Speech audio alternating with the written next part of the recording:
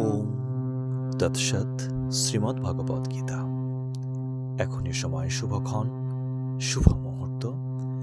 কেননা শ্রীমদ্ ভগবদ গীতার অমৃতত্ব শ্রবণ করবার সময় হয়েছে এখন। আজ সপ্তম অধ্যায়, অর্থাৎ জ্ঞানবিজ্ঞান যোগ, দ্বিতীয় পর্ব। আপনারা পূর্বেই শুনেছেন যে ভগবান শ্রীকৃষ্ণ অর্জুনকে বলেছেন, অর্জুন, আমার পরা এবং অপরা প্রকৃতির যোগে এই সর্বভূতের সৃষ্টি, এই জগতের সৃষ্টি, জগৎ এবং জগতের সমস্ত কিছু সৃষ্টি আমারই পরা এবং অপরা প্রকৃতির সংযোগে। অপরা প্রকৃতি জড় এবং পরা প্রকৃতি চেতন। এই জড় এবং চৈতন্যের একত্র সমাবেশে সর্বভূতের সৃষ্টি হইয়াছে। তিনি বলেছেন, বীজং মাং সর্বভূতনং বিদ্ধি পার্থ সনাতনং বুদ্ধি বুদ্ধিমতামস্মি তেজস্তেজস্বিনামহম। বলছেন, হে অর্জুন, আমাকেই সর্বভূতের বীজ বলিয়া জানিও। আমি বুদ্ধিমান দিকের বুদ্ধি এবং তেজস্বীদের তেজ। অর্থাৎ ভগবানের এই দুই প্রকৃতির মধ্যে পরা প্রকৃতি হচ্ছে সর্বভূতের বীজ। কারণ পরা প্রকৃতি হল চেতন সত্তা। এই বীজ, এই পরা প্রকৃতি বা এই বীজ হইতে জীবগণের উদ্ভব। ইহা সনাতন সত্তা। এই সত্তাই প্রত্যেক জীবের আধ্যাত্মিক ভিত্তি, মূল প্রকৃতি।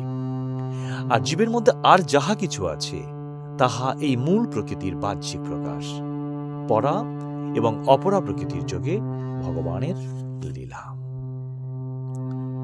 পরা এবং অপরা প্রকৃতির যোগ হয় এবং এই পরা এবং অপরা প্রকৃতির যোগে পরা প্রকৃতি যে তিনটি গুণ, সত্ত্ব, রজতম, এই তিনটি গুণের মধ্যে বৈষম্য দেখা দেয়।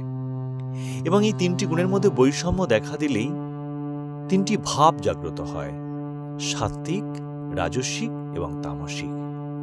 এই সাত্ত্বিক, রাজস্বিক এবং তামসিক এই ভাবকেই বলা হয় মায়া।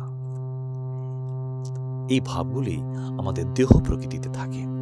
ভগবান বললেন, যে চৈব সাত্ত্বিক ভাবা রাজসত্তমশাশ্চ যে মত্ত এবেতি তান বিদ্ধি ন তহং তেষুতে মই। অর্জুন, এই যে সাত্ত্বিক, রাজস্বিক বা তামসিক যে সকল ভাব আছে তা আমা হইতে উৎপন্ন হয়, আমা হইতে জন্ম হয়। এ সমস্তই আমাতে লিপ্ত আছে, কিন্তু আমি সেসবে লিপ্ত নহি। দেখুন, পূর্ব শ্লোকে ভগবান বলছেন যে সমগ্র বিশ্বের যে মূল সত্তা তাহা আধ্যাত্মিক, ভগবানের পরা প্রকৃতি।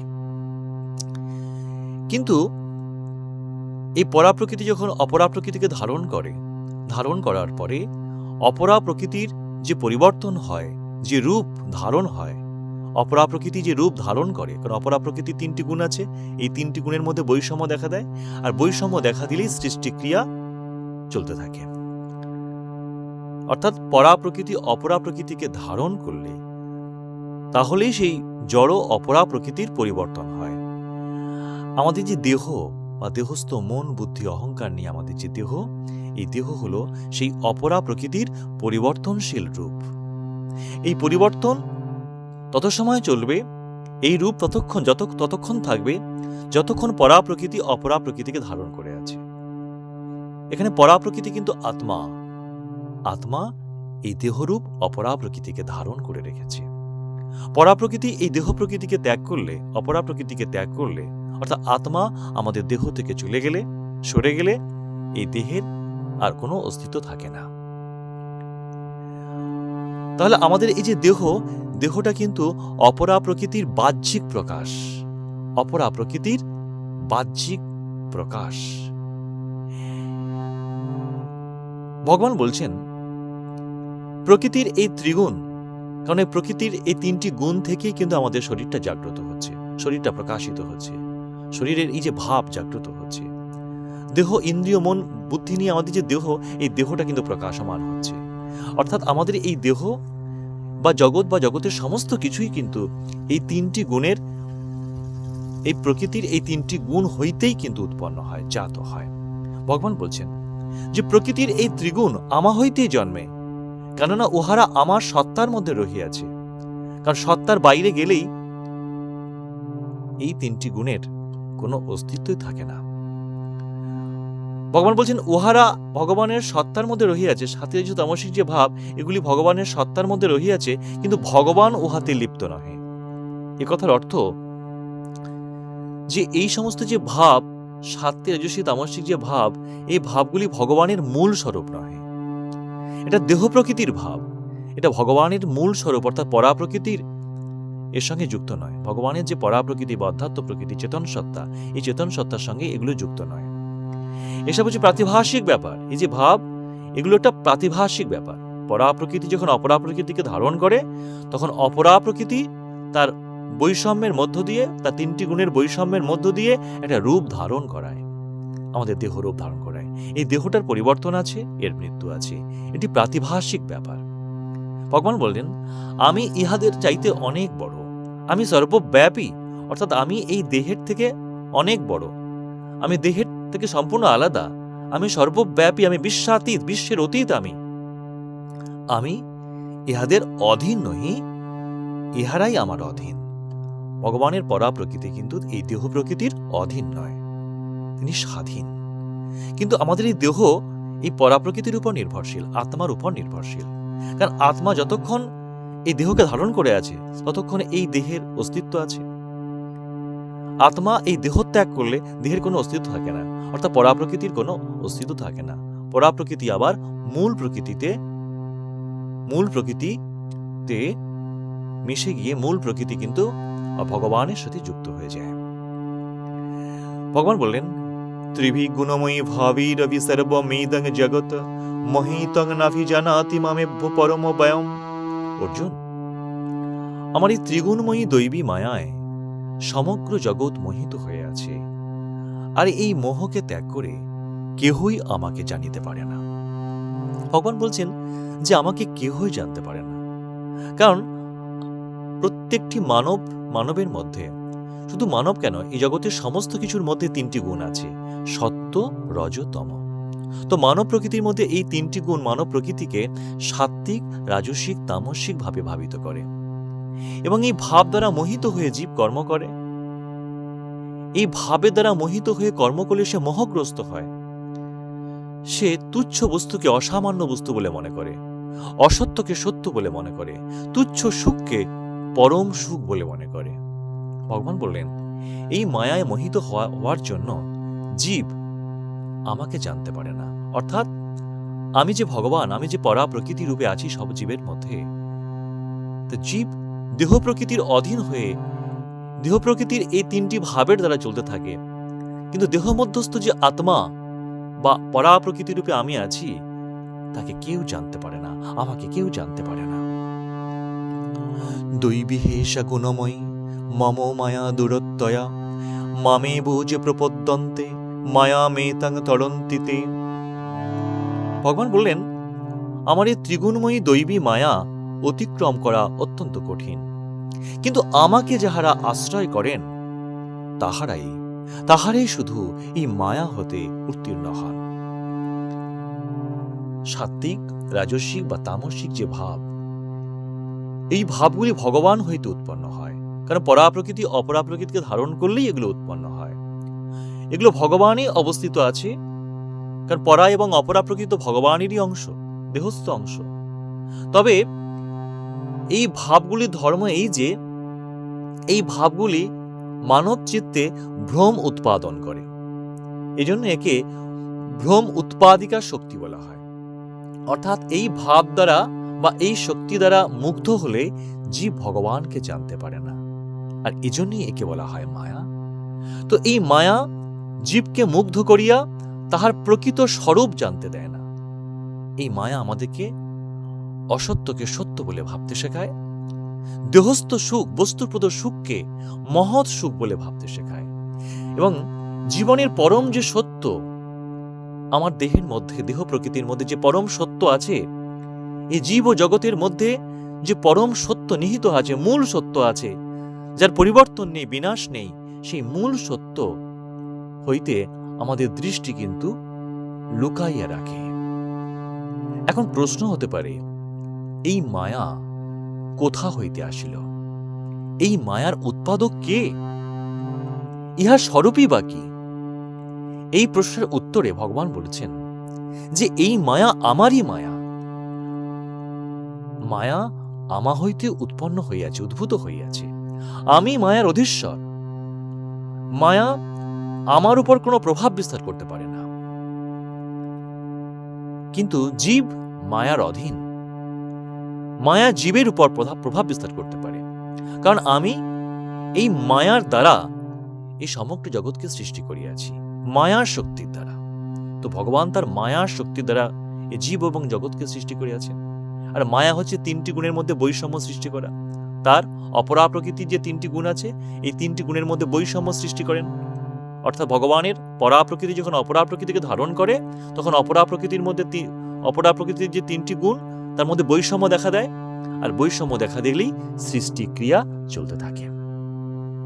তো ভগবান এই বলছেন যে আমি এই অপরা প্রকৃতির তিনটি গুণের মধ্যে বৈষম্য ঘটিয়ে এই মায়া শক্তির দ্বারা এই জীব এবং জগৎকে সৃষ্টি করেছি। আমি মায়ার অধীশ্বর। মায়া আমার উপর কোনো প্রভাব বিস্তার করতে পারে না, কিন্তু জীব মায়ার অধীন। তাই মায়া জীবের উপর প্রভাব বিস্তার করতে পারে। আর মায়া হলো এই সাত্ত্বিক, রাজসিক, তামসিক ভাব। এই মায়ার স্বরূপ সম্বন্ধে ভগবান বলছেন এই মায়া দৈবী, অর্থাৎ দেবতা রূপী, তাহার প্রকৃতি হইতে জাত। দেখুন, দৈবী যে শব্দ, এই শব্দ হচ্ছে শব্দের যে মূল অংশ, তাকে বলা হয় ধাতু। অর্থাৎ শব্দ যেখান থেকে উৎপন্ন হয়, শব্দের মূল অংশকে বলা হয় ধাতু। তো এই দৈবী শব্দটির মূল অংশ হল দীপ ধাতু। এই দীপ ধাতুর অর্থ হচ্ছে ক্রীড়া বা খেলা। কাজেই দৈবী শব্দের অর্থ হচ্ছে লীলা বা ক্রীড়া প্রবৃত্ত। ইহার অপর অর্থ হচ্ছে অপ্রাকৃত বা অলৌকিক। এই মায়ার দ্বিতীয় স্বরূপ হল ইহা গুণময়ী, অর্থাৎ সত্য, রজ, তম গুণাত্মিকা। এই মায়ার মধ্যে তিনটি গুণ আছে। এই তিন গুণের খেলাই হলো মায়া। গুণ শব্দের অর্থ হচ্ছে রজ্জু। রজ্জু মানে দড়ি। রজ্জু বা দড়ি যেমন বস্তু সকলকে বন্ধন করে, তেমনি মায়াও এই জীবকে সংসারে আবদ্ধ রাখে বা আবদ্ধ করে। সহজেই এই মায়া ত্যাগ করা যায় না, আর এজন্যই এই মায়াকে বলা হয় দূরত্বয়া। এখন প্রশ্ন হতে পারে যে এই মায়া যদি দূরত্বয়া হয়, তবে জীবের মুক্তি? সে কি চিরকাল মায়ার বন্ধনে আবদ্ধ থাকবে? সে কি এই মায়াকে ত্যাগ করে পরম পুরুষ ভগবানকে সে কি কোনোদিন জানতে পারবে না? সে পরমানন্দময়, পরম সুখ, পরম প্রেমময়, পরম শক্তিময়, আনন্দময়, শান্তিময় সেই পূর্ণতাকে মানুষ কি কখনো অর্জন করতে পারবে না? এই প্রশ্নের উত্তরে যেন ভগবান বলিতেছেন, না, তা নয়। জীবের মুক্তির উপায় আছে। জীব যদি আমার শরণাপন্ন হয়, আমার উপর সম্পূর্ণভাবে আত্মসমর্পণ করে, তবেই সে এই মায়াকে অতিক্রম করতে পারে, অতিক্রম করতে সমর্থ হয়। অর্থাৎ যিনি এই মায়ার রচনাকার, যার দ্বারা এই মায়া সৃষ্টি হয়েছে, তাঁর শরণাপন্ন হতে হবে, সে ভগবানের শরণাপন্ন হতে হবে, তবেই মুক্তি লাভ সহজ হবে। তাহলে আমাদের দেহ প্রকৃতির মধ্যে আমরা যদি দেহের উপর নির্ভর করি, দেহস্থ সুখের জন্য, বস্তুপদ সুখের জন্য আমরা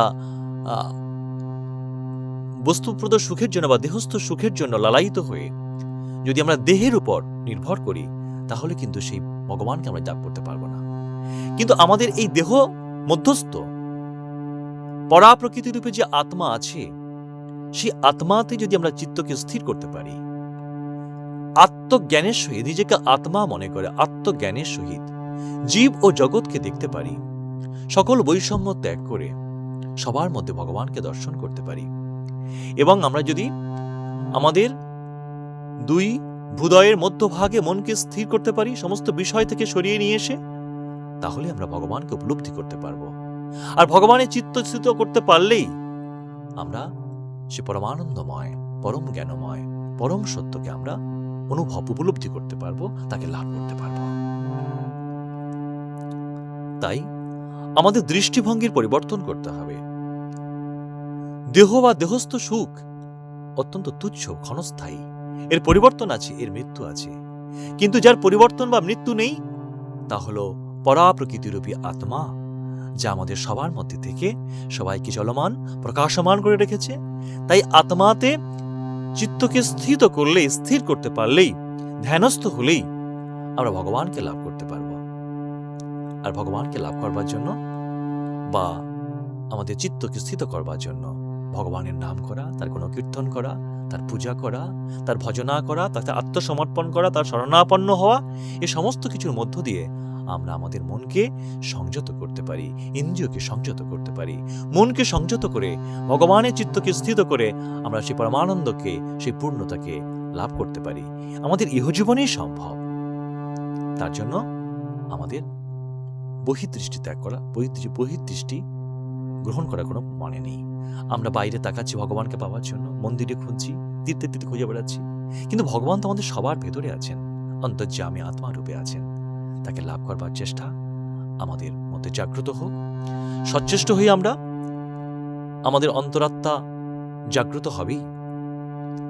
একটু ভরসা, বিশ্বাস আর সদিচ্ছা থাকলেই আমরা ভগবানকে জানতে পারবো, উপলব্ধি করতে পারবো।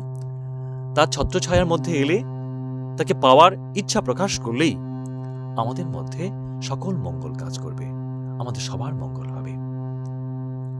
আজ এখানেই সবার মঙ্গল প্রার্থনা করি। সবাই ভালো থাকবেন।